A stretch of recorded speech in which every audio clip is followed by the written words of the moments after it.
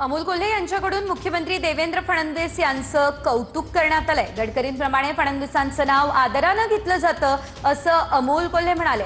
मला अजून ऑफर आली नाही, ऑफर आली तर विचार करू, अमोल कोल्हे यांनी भुवया उंचावणारं वक्तव्य केलेलं आहे।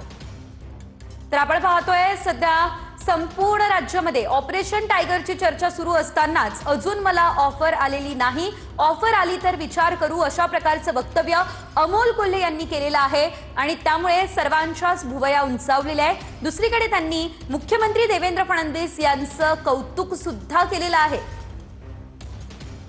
माननीय मुख्यमंत्र्यांची ही प्रतिमा आहे की मी खोटं काय बोललो? माननीय मुख्यमंत्र्यांना मला सांगा आता जे काही केंद्र पातळीवर वेगवेगळ्या नेत्यांची महत्वाच्या भविष्याच्या दृष्टीने नावं घेतली जातात, या प्रत्येकाचं एक वेगवेगळं डिस्क्रिप्शन हे दिल्लीच्या सर्कलमधून एक बघितलं जातं। यामध्ये ही चांगली गोष्ट आहे ना, मराठी माणसाचं नाव जर इन्फ्रामॅन म्हणून येत असेल तर, जसं माननीय गडकरी साहेबांचं नाव एक वेगळ्या आदराने दिल्लीमध्ये घेतलं जातं, तसं देवेंद्रजींचं इन्फ्रामॅन म्हणून घेतलं जातं। तर मी त्या महाराष्ट्राचा एक लोकप्रतिनिधी म्हणून ही अपेक्षा राजकीय पक्ष ही गोष्ट बाजूला ठेवून व्यक्त करतो। अशी ऑफर आतापर्यंत माझ्याकडे आली नाही, म्हणजे अशी काही ऑफर आली तर विचार करतो। ही वस्तुस्थिती आहे की विरोधी पक्षाच्या खासदारांना निधी मिळत नाही। जर राजाभाऊ वाजे आणि अमोल कोल्हे यांनी पक्ष बदलला तर पुणे नाशिक रेल्वे होईल।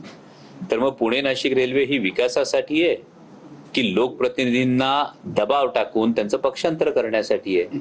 आणि हे लोकशाहीला किती पोषक आहे?